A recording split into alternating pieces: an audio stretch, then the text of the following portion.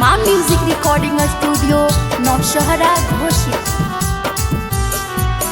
महुआ के दरुआ जानूगे पिया ही तोरे गम में जिया ही औगे।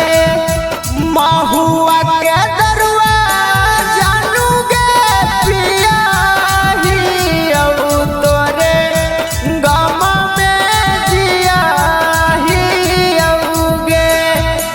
फटल कर जबा अपन सुइया से तोरे याद में सियाही औगे। फटल कर जबा अपन सुइया से तोरे सियाही औगे।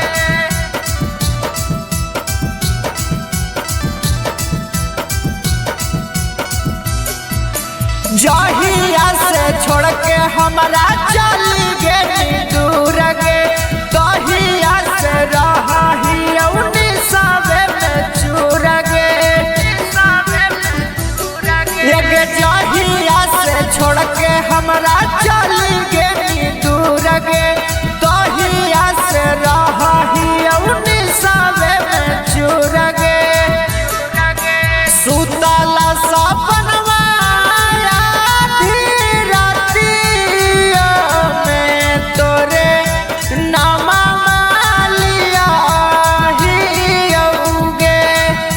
सुतल सपन माया धीरतिया में तोरे नामा मालिया ही औगे। फटल कर जबा अपन सुइया से तोरे याद में सियाही औगे।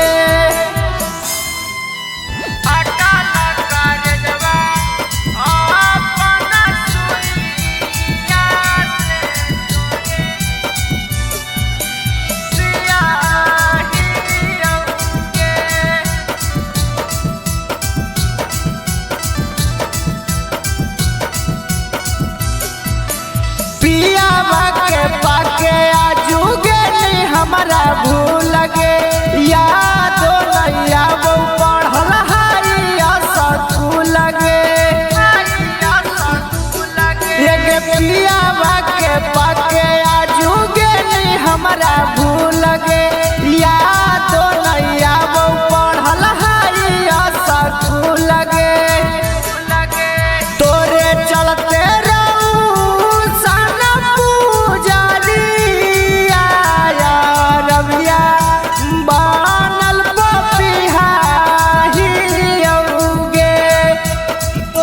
चलते रहू सन पूजलिया रबिया बनल पपिहा ही औगे। फटल कर जबा अपन सुइया से तोरे याद में सियाही औगे। Maa Music Recording Studio Naushahra Ghoshi.